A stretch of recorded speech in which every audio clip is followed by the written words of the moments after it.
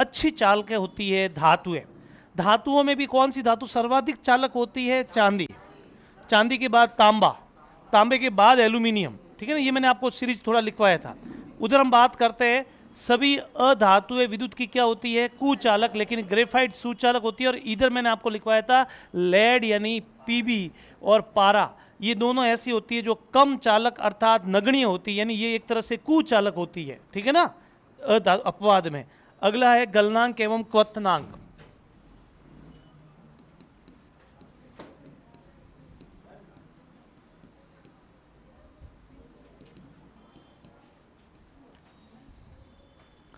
गलनांक एवं क्वथनांक, नाम से पता पड़ रहा है। गलनांक यानी गलना। गलना किसका स्वभाव होता है? ठोसों का। ठोस पिघलते हैं, तो ठोस से द्रव बनने की क्रिया में जिस ताप पर होता है उस ताप का नाम है गलनांक। जैसे बर्फ पिघल कर पानी बना, किस ताप पर बना? तो बर्फ पिघला, पिघला यानी गला, अपन को बर्फ गल गई हो। ठीक है ना, गलना गलनांक है। लेकिन अगर द्रवों को अपन, जब द्रव अवस्था में आता है द्रवों को हम गर्म करते हैं, तो तीसरी अवस्था कौन सी आती है द्रव के बाद? गैस। जिस ताप पर द्रव भाप या गैस बनता है उसे हम कहते हैं क्वथनांक। तो क्वथनांक द्रवों का गुण है और गलनांक किसका गुण है? ठोसों का। किसका है? ठोसों का। हम कहेंगे धातुओं के गलनांक और क्वथनांक उच्च होते हैं। लिखिए, धातुओं के गलनांक और क्वथनांक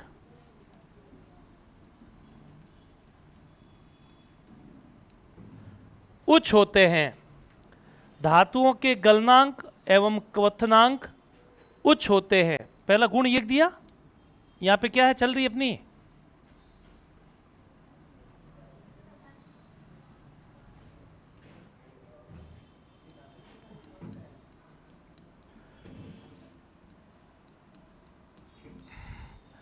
धातुओं के गलनांक क्या होते हैं? उच्च होते हैं।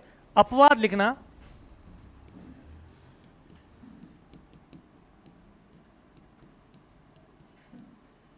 सीजियम यानी CS एवं गैलियम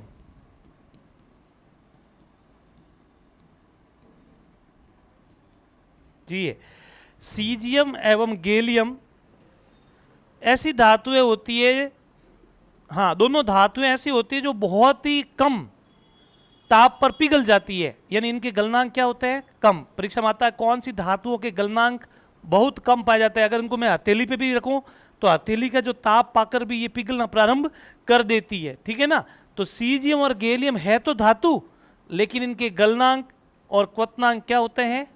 कम होते हैं। क्या होते हैं? कम। तो लिख दीजिए, सीजियम एवं गैलियम के गलनांक बहुत कम होते हैं, अतः हथेली के ताप पर भी पिघल जाते हैं। ऐसे लिखना, अतः हथेली के ताप पर भी पिघल जाते हैं।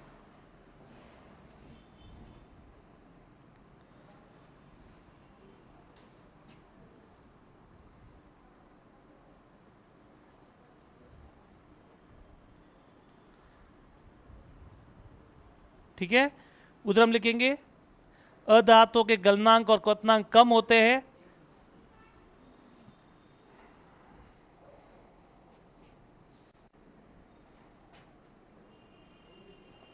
अधातुओं के गलनांक एवं क्वथनांक कम होते हैं, लेकिन अपवाद में हीरा लिख देना। हीरा बहुत कठोर होता है इसलिए उसके थोड़े ज्यादा होते हैं। ठीक है ना, अपवाद में लिख देना हीरा। हीरा के उच्च होते हैं। वापस बोल रहा हूं, अधातुओं के गलनांक एवं क्वथनांक कम होते हैं,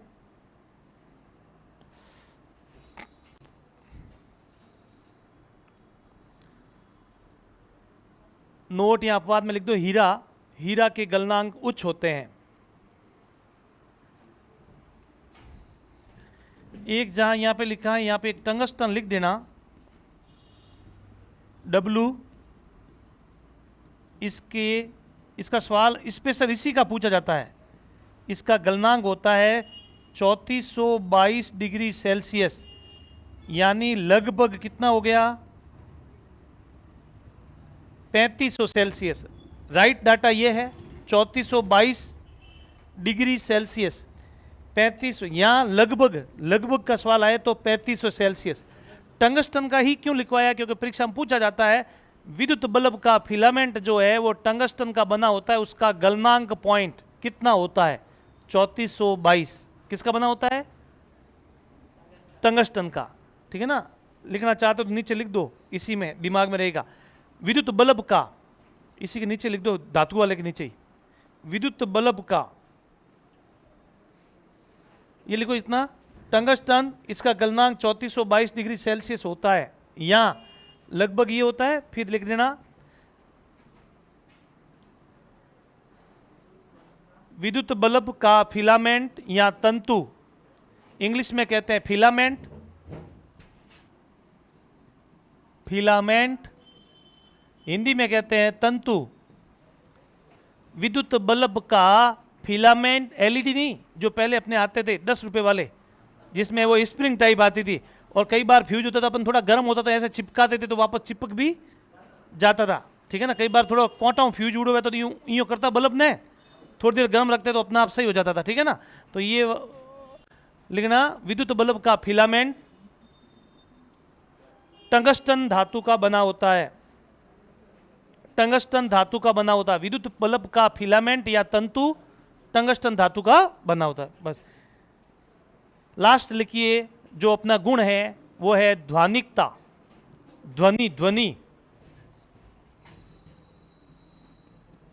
ध्वनिकता। कोष्टक में इसका दूसरा नाम है सोनारस। ध्वनिकता का दूसरा नाम क्या है? सोनारस। ये लास्ट गुण है अपने अंतर का। एक और है, वो गुण नहीं है, सीधा अपन लिखवाएंगे। हाँ, ध्वनिकता नाम है, ध्वनिकता यानी ध्वनि। हमने देखा है कि अक्सर एक हाथ में रबड़ है और एक हाथ में कोई लोहे का कील है, दोनों को एक ही जगह से मैं नीचे फेंकता हूं, आपके कानों तक पहले आवाज किसकी आती है? लोहे की कील की आती। वापस कह रहा हूं, रबड़ और लोहे की कील को एक साथ फेंकते हैं तो कील की आवाज पहले सुनाई देती है, लोहे की आवाज, अरे उसकी रबड़ की आवाज शायद सुनाई देती है या उसकी तुलना में नगण्य है। होती तो है, थोड़ी बहुत होती तो होगी, लेकिन सुनाई पहले किसकी आती है अपने को? लोहे की। अब बात आती है ध्वनिकता यानी ध्वनि। जब किसी धातु को पीटते हैं तो धातु के कणों के मध्य कंपन होता है, और कंपन से क्या निकलती है? ध्वनि। तो धातुओं में ध्वनिकता का गुण बहुत अधिक पाया जाता है, बहुत अधिक। बहुत अधिक का अर्थ है बहुत ज्यादा पाया जाता है। इसीलिए विद्युत बेल, सॉरी, स्कूल में जो घंटी है, उस घंटी का उपयोग जो करते हैं वो धातु की बनी हुई करते हैं। किसका करते हैं? धातु की बनी हुई, लोहे की, ऊपर लोहे की करते हैं। ये क्या, पहले ट्रेनें वगैरह भी आती थी ना, तो उसकी वही किया करते थे। हमारे मंदिरों में जो झालर बजती है ना, वो भी धातु की ही उसका उपयोग हम करते हैं। ठीक है ना? तो कई चीजें जो हम बात करते हैं, घंटी शब्द कहें तो घंटी में धातुओं का उपयोग करते हैं, न कि अधातुओं का। कांच का करेंगे तो कांच टूट जाएगा, ठीक है ना? रबड़ का करेंगे तो आवाज नहीं आएगी। तो वैसे लिखिए, धातुओं में ध्वनिकता का गुण उच्च पाया जाता है, बहुत अधिक पाया जाता है। धातुओं में ध्वनिकता का गुण बहुत अधिक पाया जाता है।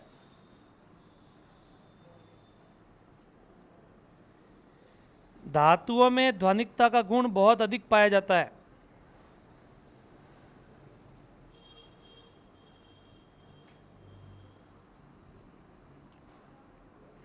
और अधातुओं में कम। अब यहाँ पर जो मैं आपको नोट लिखवा रहा हूँ नीचे स्पेशल, उसका सवाल आता है, लेकिन वो धातु नहीं है, वो मिश्र धातु है। क्या है? मिश्र धातु। अगर आपसे पूछे अधातु में लिखो, ध्वनिकता का गुण बहुत कम पाया जाता है। अधातु में लिख दो कम पाया जाता है, सीधा लिख दो कम पाया जाता है, क्योंकि स्पेसिफाई कोई है नहीं उसमें स्पेशल ऐसा। हाँ, अब सवाल क्या है आप आता है, सबसे अधिक ध्वनि की चालकता या ध्वनि का चालन किस में पाया जाता है? ए लोहा, बी तांबा, सी एल्यूमिनियम, और 4 स्टील। देखो चारों के चारों, 3 तो धातु दे दी मैंने, और चौथी क्या दी है? स्टील। क्या दी है? स्टील। अब इन चारों में से आपको ऑप्शन राइट करना है। तो ज्यादातर हमारा दिमाग किस पे रहता है? लोहे पर। किस पे रहता है? लोहे पर, क्योंकि अपने इर्द गिर्द हम ज्यादातर लोहे की वस्तुएं देखते हैं, उन्हीं को टकराते हुए देखते हैं, तो हमारा लोहे पर रहता है। ठीक है ना? तांबा कभी अपन ने बजाते हुए देखा नहीं, चांदी दे दें या कुछ और भी दे दें, देंगे धातु ही।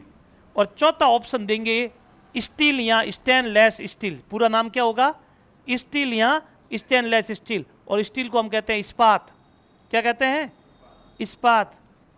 भूगोल की भाषा में हम कहते हैं इस्पात। यहाँ इस्पात भी दे सकते हैं आपको। तो अब आपको मैं बता देता हूँ, सर्वाधिक ध्वनि का गुण स्टील में पाया जाता है। किस में पाया जाता है? स्टील में। लोहे की थाली को और स्टील की थाली को एक साथ गिराना, स्टील की थाली काफी देर तक आपके कानों में कंपन करेगी एज पर लोहे की तुलना में। अब आती है सर स्टील क्यों? तो स्टील इसलिए क्योंकि स्टील मिश्र धातु है, उसमें दो या दो से अधिक धातुओं के गुण पाए जाते हैं। ठीक है ना? तो नोट में लिखना है सर्वाधिक, अगर ध्वनि पाई जाती तो वो स्टील में पाई जाती है सर्वाधिक। ये कोई अपवाद नहीं है और न कोई धातु का गुण है, क्योंकि ये मिश्र धातु का गुण, लेकिन यहां पर लिखवाना जरूरी है। सवाल यहां से बनता है कि ध्वनि का गुण किस में पाया जाता है, ऐसा नहीं पूछ के सबसे ज्यादा ध्वनि किस में चालन की जाती है। ऑप्शन में लोहा भी होगा, तांबा भी होगा, सबको हुआ, लेकिन अपने को देखना है स्टील अगर ऑप्शन में है या स्टील की जगह इस्पात ऑप्शन में है तो अपने को उसको टिक करना है। ठीक है, तो लिखिए सर्वाधिक ध्वनि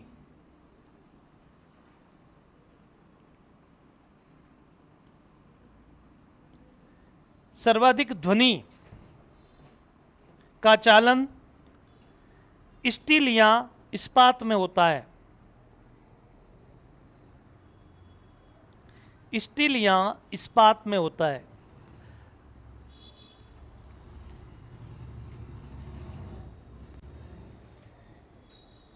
ठीक है, और एक आयनों का लास्ट में लिख दो, धातु की तरफ लिखना। हाँ, धातुएं इलेक्ट्रॉन त्याग कर धनायन बनाती है। धातुएं इलेक्ट्रॉन त्याग कर धनायन बनाती है। धातुएं इलेक्ट्रॉन त्याग कर धनायन बनाती है। धनायन धनायन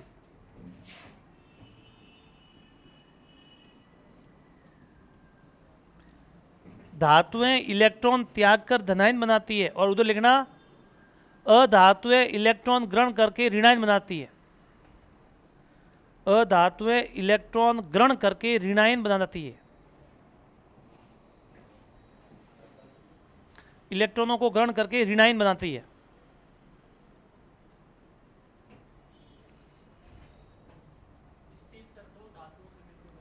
हाँ, अभी मैं मिश्र धातु लिखाऊंगा, मिश्र धातु को लिखाऊंगा, उसमें लिखवाऊंगा आपको।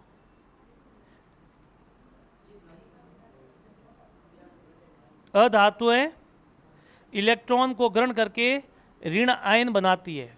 ठीक है, अब लाइन खींच दो पूरा। ये आपके गुण खत्म हुए। क्या खत्म हुए? गुण। अब दो नोट अलग से लिखो। देखो, एक में शब्द आ रहा है अ, इसके आगे कुछ नहीं है। सवाल आता है धातुओं की ऑक्साइड प्रकृति होती है या धातुओं की प्रकृति होती है या अधातुओं की प्रकृति होती है, ये सवाल आता है। क्षारीय होती है या अम्लीय होती है, दोनों में से। तो ध्यान रखना, याद रखने का ट्रिक ही ये है, अ धातु में अ आ रहा है तो अ से अम्लीय। अ धातु कैसे होते हैं? अम्लीय। तो धातु कैसे होंगे? क्षारीय। ऑटोमेटिक अपने को एक याद रखना है, दूसरा ऑटोमेटिक आपको याद रहेगा। तो लिखिए धातुओं की प्रकृति, हाँ अलग धातुओं में नोट में लिखना है। धातुओं की प्रकृति, कौन सी प्रकृति? ऑक्साइड।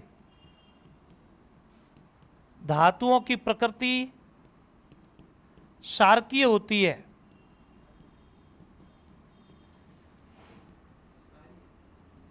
हाँ, क्षारकीय या क्षारीय। अधातुओं की प्रकृति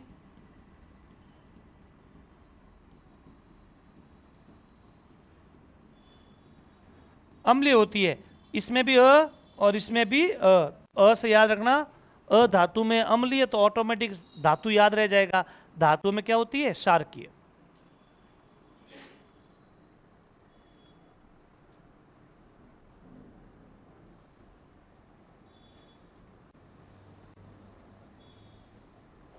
ठीक है, अब तीन धातुओं के नाम अलग अलग लिखो। पहला सवाल के रूप में, सबसे हल्की धातु सबसे हल्की धातु, ऑप्शन में हाइड्रोजन भी होगा, ऑप्शन में हाइड्रोजन भी होगा, लेकिन हाइड्रोजन क्या है और गैसें किस में आती है? अधातु में। किस में आती है? अधातु में। सबसे हल्की गैस, सॉरी हीलियम भी होगा, तो धातु वो भी कौन सी है? गैस है। गैस किस में आती है? अधातु में। तो सबसे हल्की शब्द, हल्का शब्द सुनते सीधा अपन हीलियम की तरफ भागेंगे।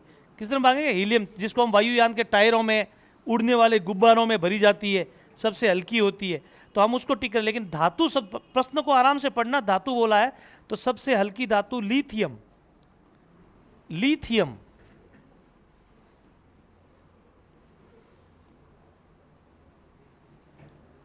लिथियम। सबसे भारी धातु का नाम क्या है?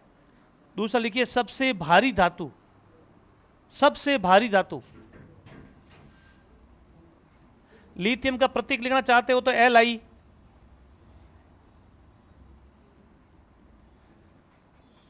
ऑस्मियम,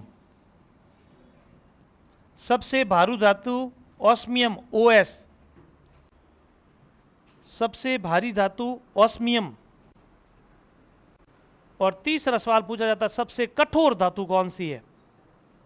सबसे, धातु कहां है? हीरा। और देंगे ऑप्शन में, देंगे आपको हीरा, हीरा जरूर देंगे ऑप्शन में, क्योंकि वो अधातु है इसलिए।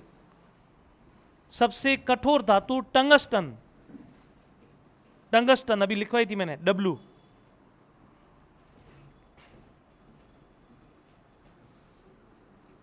अगर टंगस्टन ऑप्शन में नहीं है और प्लेटिनम दिया हुआ है ऑप्शन में, व्हाइट गोल्ड जिसे हम सफेद सोना कहते हैं, ठीक है ना, सबसे महंगी, सोने से भी महंगी धातु होती है, लेकिन क्या है कि वो दिखने में थोड़ा ढंग का नहीं लगता है, इसलिए सोना ही पहनते हम। दिखता है तो ऐसा लगता है चांदी पहनी हुई है। क्या पहनी हुई है? चांदी, लेकिन होती सोने से महंगी है, इसलिए लोग क्या करते हैं, गोल्डन बाबा बनते हैं, प्लेटिनम बाबा कभी नहीं बनते। किसी को सोने का पहनने का शौक होता है, ठीक है ना, बप्पी लहरी पहनता था ना वैसे। तो लिखिए इसमें टंगस्टन मैन है। अगर टंगस्टन ऑप्शन में नहीं है तो नीचे लिख दो प्लेटिनम, प्लेटिनम। अगर नहीं है तो लगभग तो 90.99 देंगे, अगर नहीं देते ऑप्शन में सेकंड वाला दे देते तो प्लेटिनम, ठीक है ना। चलिए अब हेडिंग डालो, उपधातु। धातु हो गया, अधातु हो गया, और परिभाषा उपधातु की, और उपधातुओं के नाम लिख दो बस।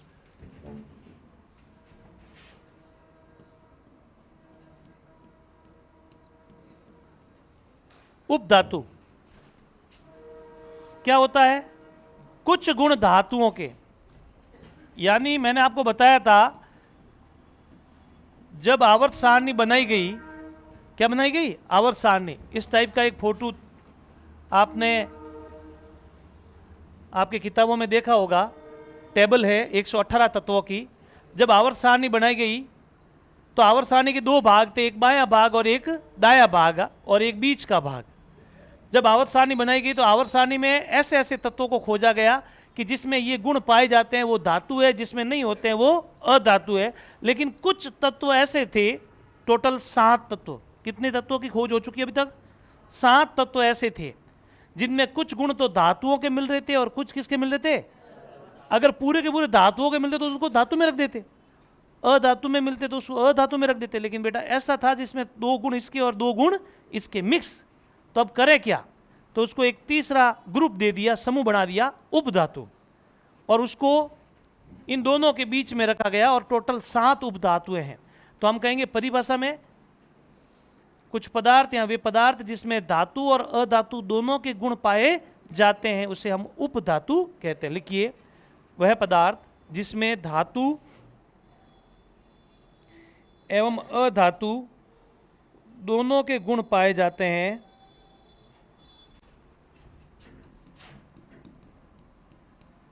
धातु अधातु दोनों के गुण पाए जाते हैं,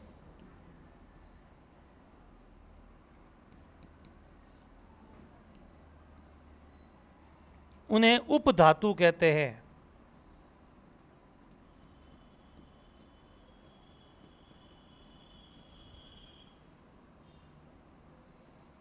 लिखो बोरॉन, सिलिकॉन,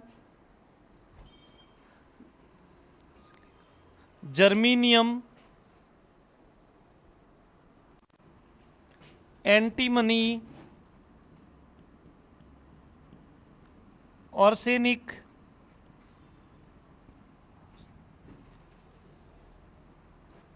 टेलुरियम और पोलोनियम। 1 2 3 4 5 6 और 7, ये 7 जो है धातुएं, बोरॉन को बी, सिलिकॉन में Si, जर्मीनियम में Ge, एंटीमनी में An, आर्सेनिक में आर्सेनिक है, आर्सेनिक। वैसे इतने प्रतीक याद रखने की जरूरत नहीं रहती आपको, तो सिर्फ नाम, पूरा नाम देते हैं बकायदा इसका, तो क्योंकि 7 नाम ही है इसलिए नाम से ही देते हैं। ये 7 उप धातु है, ठीक है ना। अब इसमें से जर्मीनियम, सिलिकॉन और आर्सेनिक, खास करके जर्मीनियम, आर्सेनिक, लिखो जर्मीनियम, नोट में लिख दो जर्मीनियम,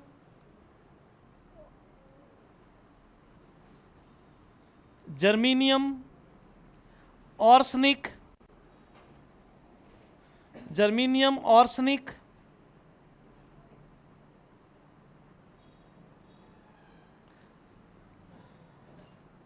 का उपयोग सौर पैनल,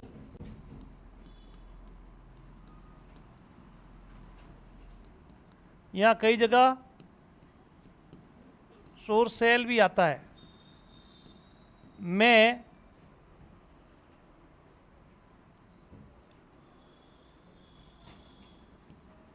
अर्धचालक के रूप में कार्य करते हैं, में अर्धचालक के रूप में काम में लिए जाते हैं। ये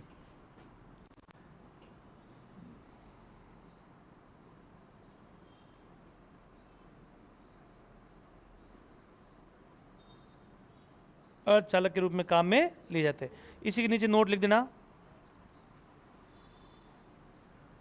सौर पैनल में चांदी या सिल्वर धातु का उपयोग किया जाता है। धातु अगर पूछे कि सौर पैनल में किस धातु का उपयोग किया जाता है, तो चांदी। सौर पैनल में किस धातु का उपयोग किया जाता है, धातु शब्द आए तो चांदी। और नहीं तो अगर आपसे पूछे सौर पैनल में अर्धचालक के रूप में कौन से काम, अर्ध का अर्थ ही हो गया आधा आधा, थोड़ा गुण धातु का थोड़ा अधातु का। अर्धचालक में आएंगे सिलिको, ये जर्मीनियम और आर्सेनिक। हाँ, सौर पैनल ही तो है ना। धातु पूछे तो चांदी, धातु पूछे तो चांदी, और उप धातु पूछे तो ये जो मैंने आपको लिखा है जो। क्लियर, इस पे बात क्लियर होगी आपके। मिश्र, अब अगला टॉपिक लिखो मिश्र धातु। मिश्र धातु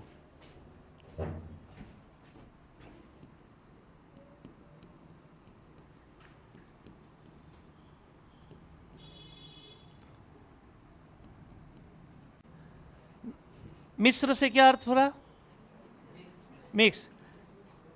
2 तरह की नमकीन आती है, एक तो सिंपल बीका जी, और एक हम कहते हैं मिक्सर, जिसके अंदर दाल मूंगफली वगैरह सब मिक्स हुई होती है, उसका नाम क्या है, मिक्सर। ठीक है ना।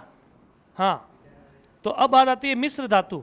इसने शब्द आगे दिया है धातु, अधातु से हमारा कोई लेना देना नहीं है। मिश्र धातु यानी 2 या 2 से अधिक धातुओं को एक समान मिश्रण में मिलाते हैं, ठीक है ना, तो एक नया पदार्थ बनता है। उस पदार्थ का नाम होता है मिश्र धातु। वापस 2 या 2 से, क्योंकि मिक्स करने के लिए कम से कम 2 पदार्थ तो चाहिए, तो 2 या 2 से अधिक धातुओं को सममांगी मिश्रण, सममांगी मिश्रण का अर्थ क्या होता है, समान मात्रा में मिलाने पर। समान मात्रा का अर्थ है उनकी एक निश्चित अनुपात होता है। समान मात्रा का ये अर्थ नहीं है कि आधा किलो भुजिया लिया है तो आधा किलो मूंगफली लेनी पड़ेगी। सममांगी शब्द का अर्थ होता है अवस्था, के ऐसा नहीं है कि एक को तो द्रव अवस्था में ले रही हो और एक को किस अवस्था में ले रहे हो? ठोस। गलत। सममांगी का अर्थ है दोनों जो अवस्थाएं ले रहे हो दोनों ठोस लो, यहां दोनों द्रव ले रहे हो तो दोनों द्रव लो, ठीक है ना, इस टाइप से उसे कहते हैं, शब्द को कहते हैं सममांगी। तो उसे हम कहते हैं मिश्र धातु। कई नाम आपने सुने होंगे, अक्सर ज्यादातर सवाल आपने इसका देखा होगा।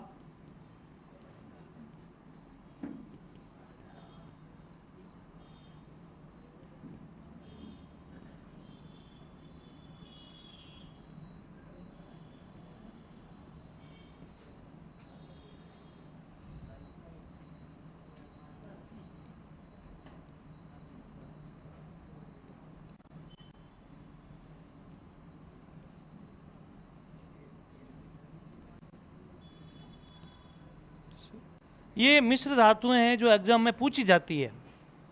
कौन बताएगा पीतल किससे बना होता है? पीतल।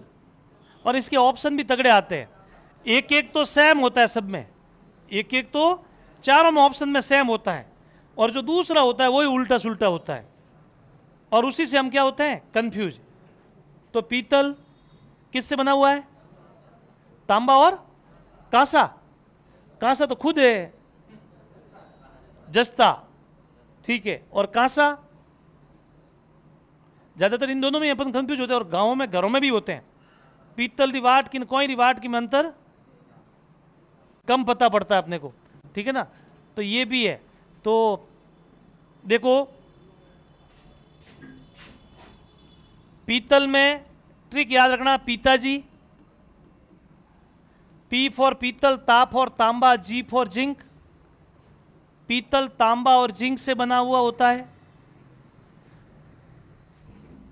कांसा, कांसी का तट, कांसी हमारा प्रसिद्ध तीर्थ स्थल है, कांसी के तट, तट कांसी को पढ़ोगे कांसा, त से तांबा, ट से टिन, त से तांबा, ट से टिन, टिन और तांबा से मिलकर बना होता है।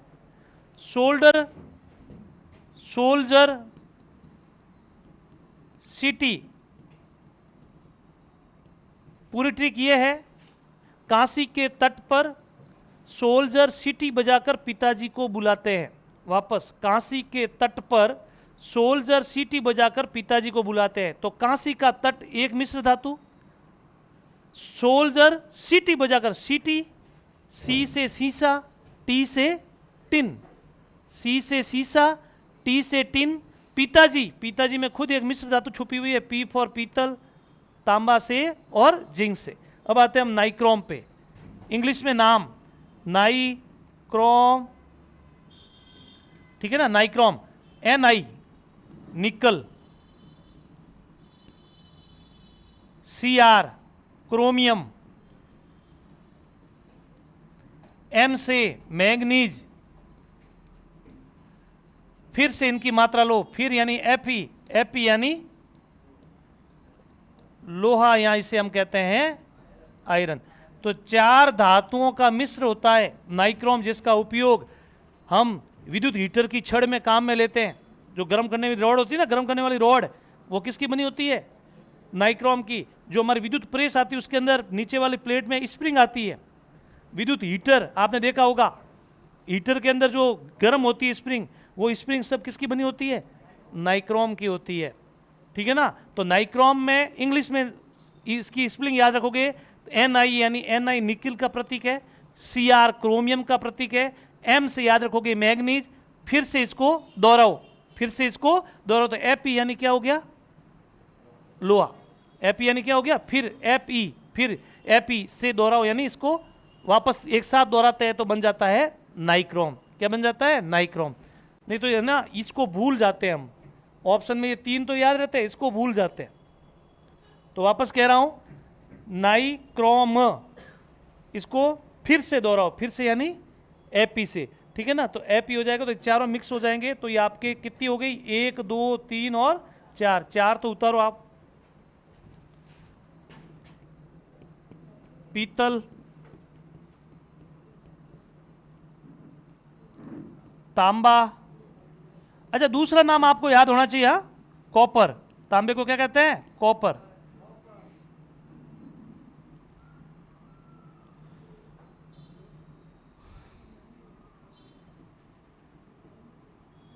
जिंक,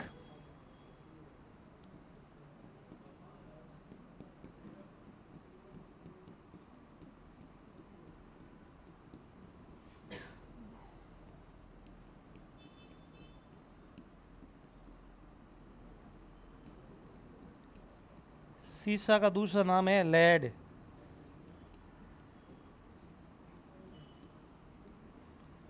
टिन, नाइक्रोम का मैंने लिख दिया यहाँ पर, निकेल, क्रोमियम, मैग्नीज और लोहा।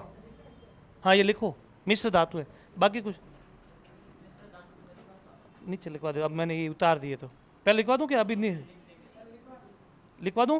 नहीं, नीचे लिखवाऊं परिभाषा? पहले ये लिख दो, एग्जाम्पल लिखो। दो, यहाँ दो से, नीचे लिख दो आप छोड़ के, कोई बात नहीं। जिसने ये लिख दी है तो थोड़ा नीचे लिख दो परिभाषा। दो या दो से अधिक, दो या दो से अधिक धातुओं के सममांगी मिश्रण को, सममांगी मिश्रण को ये स ऊपर बिंदी, सममांगी,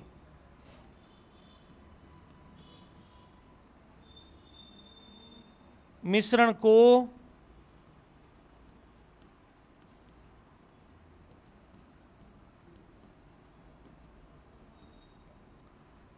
मिश्र धातु कहते हैं।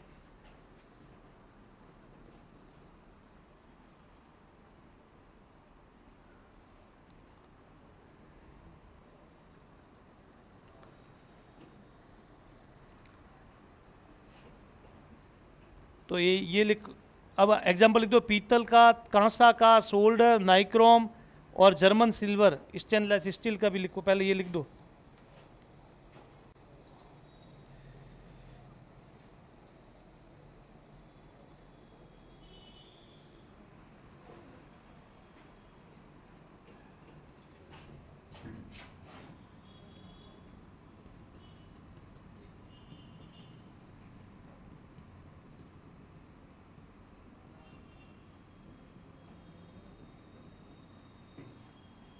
आयरन, क्रोमियम और निकल, स्टील इनसे बना है। आयरन, क्रोमियम और निकल।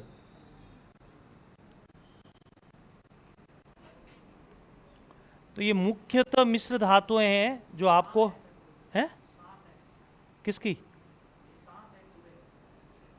नहीं, यूँ तो बहुत सारे हैं, लेकिन अक्सर मतलब ऑल ओवर, मतलब जितने भी एग्जाम में ज़्यादातर पूछे जाने वाले मिश्र धातु ये है।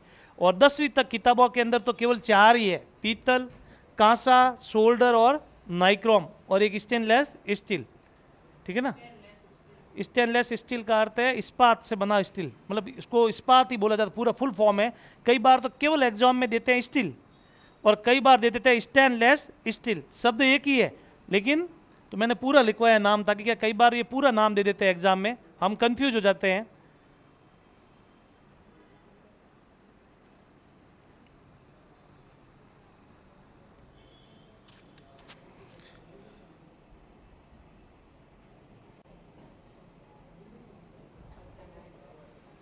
है क्रोमियम, सीआर है क्रोमियम का। ये ओ छोड़ दो, पास एम, मैग्नीज, मैग्नीज का एम है। ये तो ओ है, नाइक्रोम, पूरा नाम है नाइक्रोम।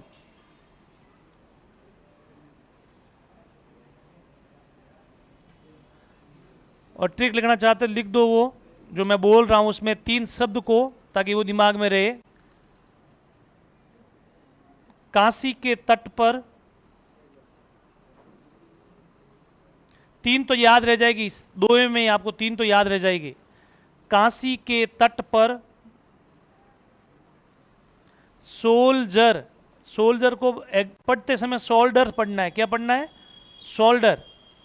सोल्ड करते हैं ना, कायो, जो अपनी भाषा में कहते हैं काया जो आता है, उसको विज्ञान की भाषा में कहते हैं सोल्डर। काशी के तट पर सोल्जर सीटी बजाकर पिताजी को बुलाए।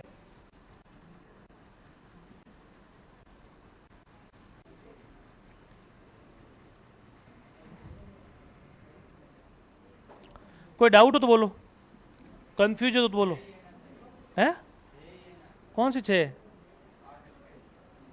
ये तो मैंने 6 लिखा ही है, बहुत सारी है लेकिन ज्यादातर पूछी 6 जाती है अपने को,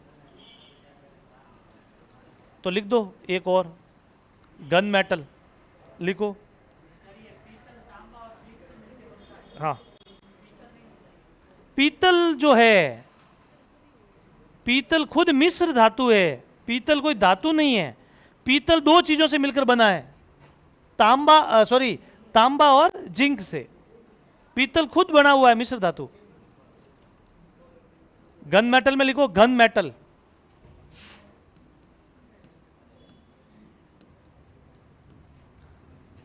लिखना तांबा, जिंक, गन मेटल भी एक मिश्र धातु है, तांबा, जिंक एवं tin. Tin tin tin tin लिखा हुआ ना, टिन, तांबा, जिंक और टिन, गन मेटल। ये जो आपने देखा हो, बंदूक देखी किसी ने? कोई भी गोली जो होती है उसमें से बारूद निकल जाता है और उसका ऊपर का जो छिलका नीचे गिर जाता है, वो ऊपर का जो मेटल आता है वो मिश्र धातु का आता है जिसमें बारूद पैक रहता है, ठीक है ना। अपने जो घरों में गांवों में भी आती थी वो, जिसमें ऊपर छोटी छोटी कैप लगा देते, उसके बाद छोड़ते हैं उसको, तो वो कैप जो आती है गन मेटल, ठीक है ना, वो इसी की आती है, इन मिश्र धातु की बनी हुई होती है। तो ये थी आपके मिश्र धातुएं, उपधातुएं। अब आप हेडिंग डालो धातु अधातु के यौगिक, धातु एवं अधातु के यौगिक, जो अंतिम टॉपिक है आप उसी का।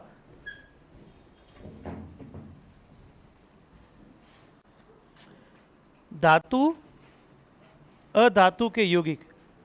अब मैं क्या करूंगा, जो धातुएं 5-6 जो धातुएं अपने काम की है और एग्जाम में आती है, जिनके अयस्क भी साथ में लिखाऊंगा। क्या लिखाऊंगा? अयस्क। जैसे एल्यूमिनियम आ गया तो एल्यूमिनियम के अयस्क का नाम क्या है? बॉक्साइट। तो पहले अयस्क का नाम लिखाऊंगा, फिर उन धातुओं से बनने वाले यौगिक। यौगिक किसे कहते हैं इसको अर्थ समझ लो पहले। मैंने केवल ये लिखा, ये एक अधातु है सी। दूसरी यह धातु है ऑक्सीजन। जब मैंने अकेला इसको लिखा, इसको हम कहते हैं तत्व, क्योंकि इसका कोई विभाजन नहीं कर सकता। ऑक्सीजन तत्व, तत्व और तत्व मिलकर बनाते हैं यौगिक। तत्व और तत्व मिलकर क्या बनाते हैं? यौगिक, ठीक है ना। 2 तत्वों से मिलकर बनते हैं यौगिक। दो या से अधिक तत्व भी हो सकते हैं, इन्होंने मैंने 2 लिए, इसी जगह कितने हो सकते हैं? 3 भी हो सकते हैं। तो 2 या 2 से अधिक तत्वों से मिलकर क्या बनते हैं? यौगिक बनते हैं। अब ये जो यौगिक क्या बना हमारे यहां पर? CO2। अब आपसे पूछे CO2 तत्व है क्या यौगिक है, तो आप कहोगे यौगिक है। H2O, H2O, ये तत्व और ये यौगिक। क्योंकि यौगिक पढ़ने जा रहे हैं हम, तो कम से कम यौगिक शब्द क्या है उसका अर्थ हमें पता होना चाहिए। क्लियर? इतनी समझ में आ गई?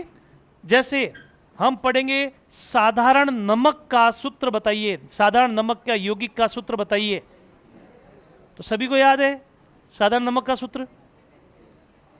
सही बोल रहे हो? NaCl, NaCl। अब क्या है, तो हम कहेंगे एक तत्व Na है, दूसरा तत्व Cl है, तो बन गया NaCl। अब ये तो है धातु, ये तो है धातु और ये है अधातु। यौगिक के लिए कोई फिक्स नहीं है कि धातु होना चाहिए कि अधातु होना चाहिए। 2 अधातुओं से भी बन सकता है, 2 धातुओं से भी बन सकता है, एक धातु और एक अधातु से भी बन सकता है। यौगिक में एक ही शर्त है कि एक चीज प्लस की होनी चाहिए और दूसरी चीज किसकी होनी चाहिए? माइनस की। एक धनायन होना चाहिए और दूसरा ऋणायन, तब बढ़िया यौगिक बनेगा और वही अच्छा यौगिक कहलाता है। तो ये एक साधारण नमक का सूत्र है NaCl, सोडियम क्लोराइड। अच्छा, नमक कितने प्रकार के होते हैं? नमक कितने प्रकार के होते हैं?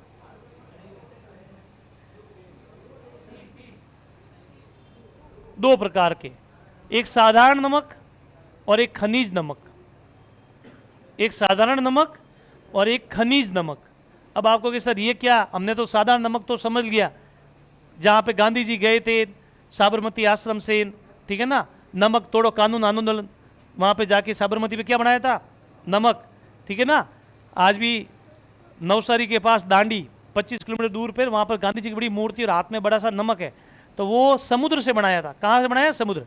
पचपदरा हमारे जहाँ जाते हैं वहाँ पर साल्ट, नाम ही उसका अंग्रेजी में क्या है?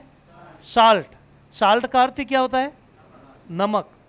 हाँ, साल्ट इंग्लिश शब्द है, हिंदी में होता है नमक, इसलिए उस गांव का नाम अंग्रेजों ने रख दिया था साल्ट। अब वो साल्ट की जो ज़मीन है उसको खोदकर उसमें अगर आप एक बिस्लरी पानी बोतल डालो, बिस्लरी का क्यों बोला कि सबसे मीठा पानी हम बिस्लरी मानते हैं, बिस्लरी को अगर हमने डाल भी दिया तो थोड़ी देर बाद क्या हो जाएगा? खारा हो जाएगा। क्या हो जाएगा? खारा, ठीक है ना। यानी उसके अंदर इतनी लवणता है, उस मिट्टी में इतनी लवणता है। तो अब बात आती है साधारण नमक और खनिज नमक में क्या अंतर है। कभी क्षत्रियों को मोर्चा पार किया हो या इधर गए हो तो आपको ट्रैक्टर भरे अंदर भूरे भूरे रंग के पत्थर दिखाई दे रहे हैं, दिखे रहे हैं ना? पत्थर दिखते हैं ना? दिखे वो टोली भरे भूरे और काले पत्थर। पत्थर क्या है? कहां से खोदे जाते हैं? ऊपर से, अंदर से खनन किए जाते हैं। जो ये पहाड़ निकले होते हैं ना, ये खनिज का रूप है। पहाड़ जो हमारा पर्वत, आज हमारे घरों के मकान ये छीने वगैरह बनाते हैं तो आखिर निकालते तो उसी के अंदर से खनन करके निकालते हैं। तो इसलिए जो नमक खनन करके निकाला जाता है, जो पर्वतों को तोड़कर निकाला, ये कोई पानी से नहीं बना है, इनके पहाड़ होते हैं, तोड़ते हैं और पहाड़ों से वो पत्थर निकाल के लगाते हैं, सुखाते हैं। एक बार धोके उसको सुखा दो, बिखर जाएगा, थोड़ा करो, कूटो और अपना काम। उसको हम अपनी भाषा में कहते हैं सेंधा नमक और काला नमक। दो तरह के नमक हैं, सेंधा और काला, दोनों ही, जो भूरे रंग का होता है और काले रंग का होता है, दोनों ही खनिज नमक है, और समुद्र से प्राप्त होने वाला साधारण नमक है। ठीक है, अब समझ में आ गया दोनों का?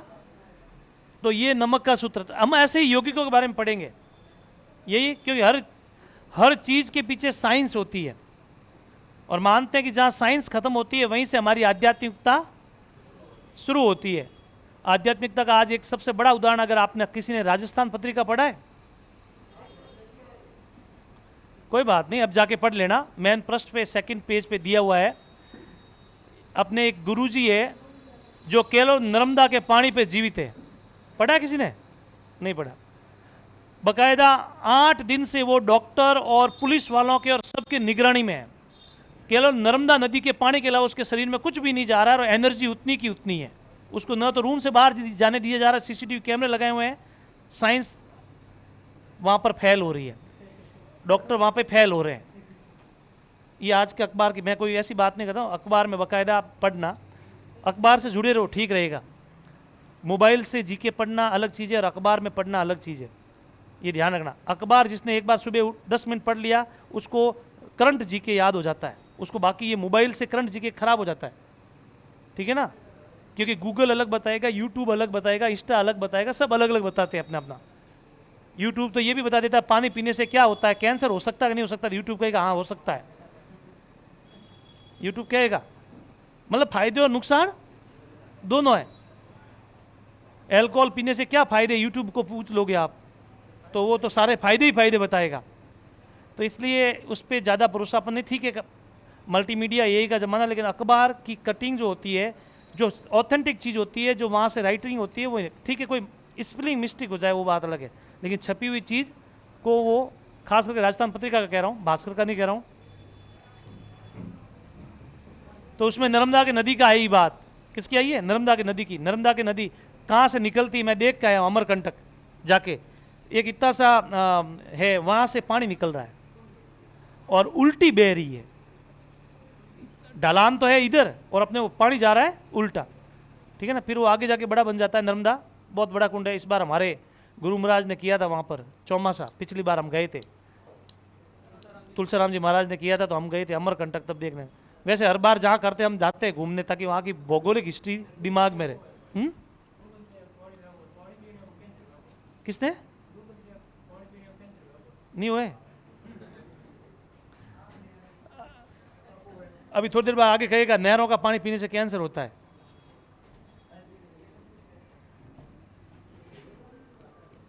अच्छा, मैं तो सवाल करना भूल गया, आज क्या है, निर्जला 11 है। तो आज नमक खाने से क्या आकाश ना टूट जाता है? टूट जाता है ना। कौन सा नमक खाने से टूट जाता है? धोला नमक। कारण? कारण? कारण? कारण बताओ। ऐसे नहीं कि आप सर हमने घर में सुना है पानी में मरे हुए जीवों से बनता है इसलिए। तो फिर क्या क्या रीजन है?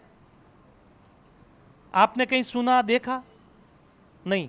आपकी मम्मी ने कहा कि नहीं इस नमक से टूट जाएगा, या पापा ने या दादा ने या पड़ोसियों ने कहा कि इससे टूट जाएगा, इससे टूट जाएगा मतलब टूट जाएगा, सेंधा नमक से नहीं टूटेगा मतलब नहीं टूटेगा। यही सुना है ना आपने? असल में कारण आपको नहीं पता है, लेकिन हम उस चीज को दोहरा रहे हैं। तो कारण तो ये है कि पहले नमक, आजकल हमें सारी चीजें पैकिंग मिल रही है। पहले हम एक कट्टा लाते थे, पूरा आखा लूण लाते थे ना, आखा लूण। और उस आखे लूण को कहाँ पीसते थे? घटियों में पीसते थे। और उसी घटी में हम क्या पीसते थे? अनाज पीसते थे, क्योंकि पहले चक्कियां नहीं थी।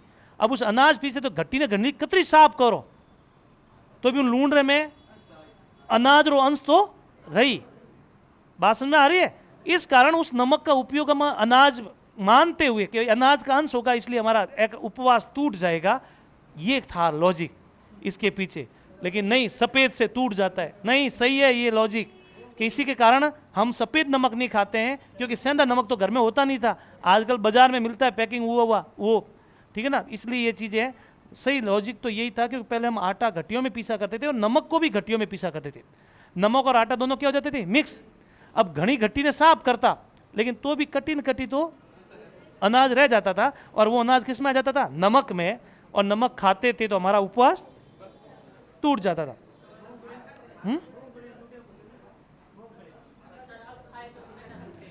नहीं, मैं तो खाता हूं, कोई नहीं, क्योंकि एक तरह से तो कहते हैं उपवास में अनाज नहीं खाना चाहिए, अनाज से टूट जाता है। बात समझ में आ रही? और ब्राह्मणों को पूछोगे लॉजिकल तो ब्राह्मण कहेंगे ये समुद्रों में जीव जंतुओं से मिलकर बना होता। तो पहाड़ों में भाई कौन से? पहाड़ों के चट्टानों के अंदर भी तो जीव जंतु, अपन जब पढ़ते हैं जीवाश्म पढ़ते हैं तो वो तो दबकर वहां पे भी तो बैठे हैं ना भाई, पत्थर बना उसी से तो भी बना ना। तो दोनों चीजें सबका अपना अपना किंवदंती है, लेकिन वैज्ञानिक तौर पर ये सही है कि इसी कारण अपन ये चीजें यूज नहीं करते। उपयोग में पहला हम स्टार्ट ही करते हैं सोडियम से ही।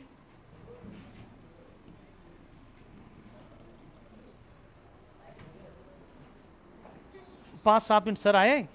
सर लेंगे? कौन सर ही लेंगे? 5 मिनट और निकालता हूं। सोडियम, जिसका लैटिन नाम नेट्रियम है, नेट्रियम, इस कारण इसका प्रतीक क्या है? Na, जबकि नाम क्या है इसका? सोडियम।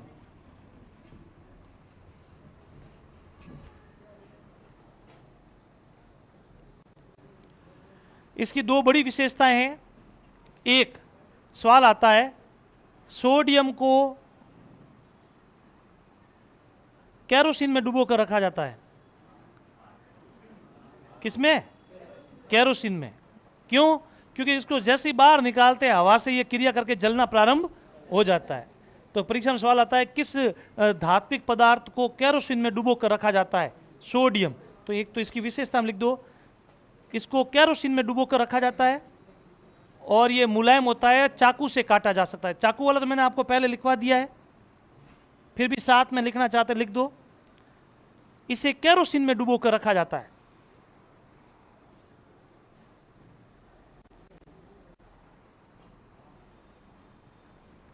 ठीक है ना।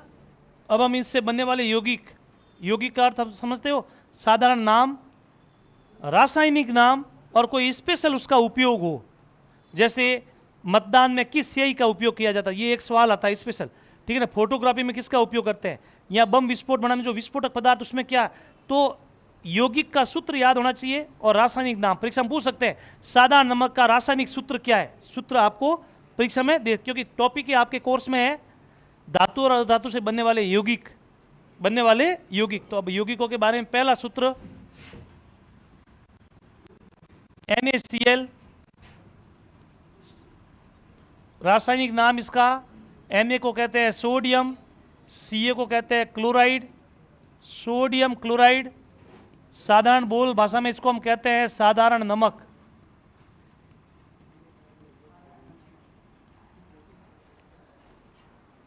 साधारण नमक। उपयोग बता सकते हो बस। तो इसका उपयोग याद रखने के, क्यों स्पेशल उपयोग नहीं है, ठीक है ना। परीक्षा में यूं नहीं पूछेंगे खाने में किसका उपयोग किया जाता है। तो इसके लिए हमारा ये सवाल आएगा साधारण नमक का रासायनिक नाम क्या है? Sodium chloride. रासायनिक सूत्र क्या है? NaCl, ठीक है ना। और लिख दो आगे उपयोग में भोजन में, उपयोग में भोजन में, साबुन बनाने में, नहीं भोजन ही लिख दो आप तो फिलहाल। साबुन की वो रासायनिक अभिक्रिया आपके कोर्स में है नहीं, फिर ज़्यादा हो जाएगी। दूसरा NaOH, सोडियम हाइड्रोक्साइड। ये कोष्टक में जो नाम लिख रहा हूं ये रासायनिक नाम है, ये रासायनिक सूत्र है, ठीक है ना। और अगर कोई स्पेशल नाम होगा तो वो मैं नीचे लिखूंगा, जैसे इसका स्पेशल नाम, इससे सवाल आता है।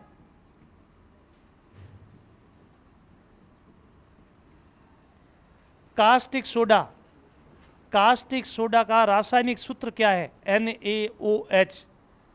कास्टिक सोडा का रासायनिक नाम क्या है? Sodium hydro oxide. Na का अर्थ सोडियम, H का अर्थ क्या हो गया? हाइड्रो, O का अर्थ क्या हो गया? Oxide, hydro oxide. Caustic soda नाम से सवाल आता है। अब बता सकते हो कास्टिक सोडा कहाँ काम में लिया जाता है? मीठा सोडा अलग होता है। बहुत बढ़िया, लिखिए साबुन एवं उपयोग में, साबुन एवं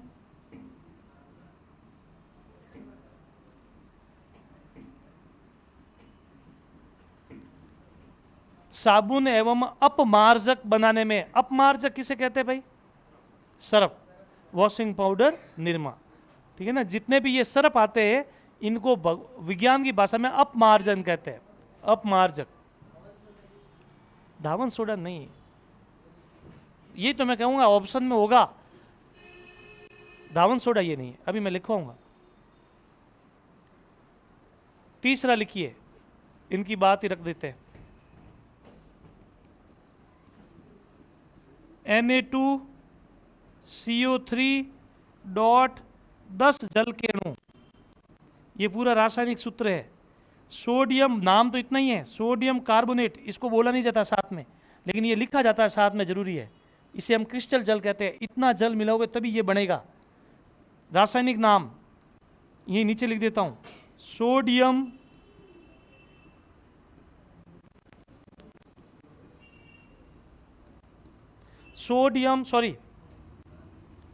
कार्बोनेट,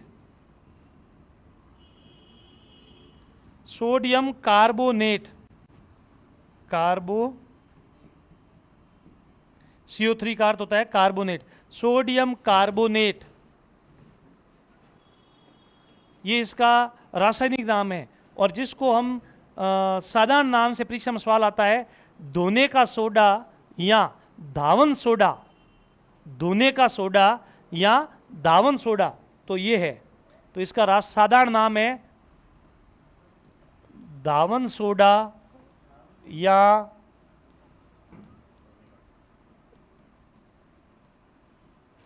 धोने का सोडा, कपड़े धोने का सोडा। एक सोडा आता है डायरेक्ट डालते हैं ये सोडा, धोने का सोडे का अर्थ है धोना या धावन। धावन शब्द हिंदी शब्द ही है, धोने का पर्यायवाची रूप को, ठीक है ना, लिक्विड फॉर्म में आता है।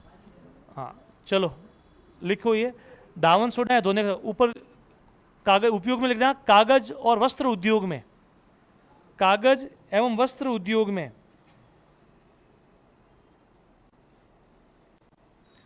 और दूसरा इसका सवाल आता है जल की कठोरता को दूर करने में,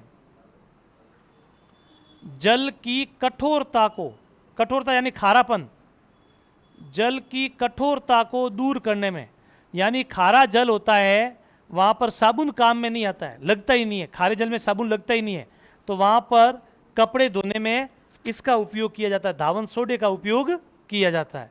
तो जल की कठोरता को दूर करने में। चौथा,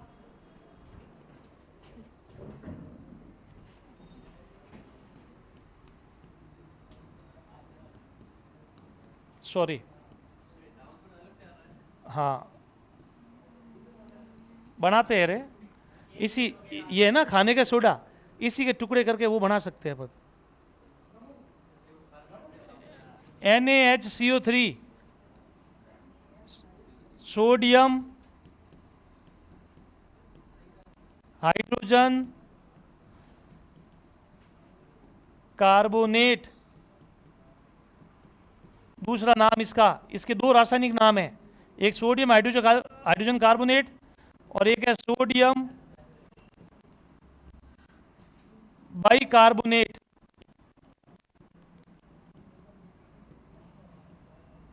इसके दो रासायनिक नाम है, दोनों में से कोई एक भी रासायनिक नाम ऑप्शन में होगा, सोडियम हाइड्रोजन कार्बोनेट या सोडियम बाइकार्बोनेट। साधारण नाम बताओ भाई, क्या नाम है इसका साधारण? खाने का सोडा।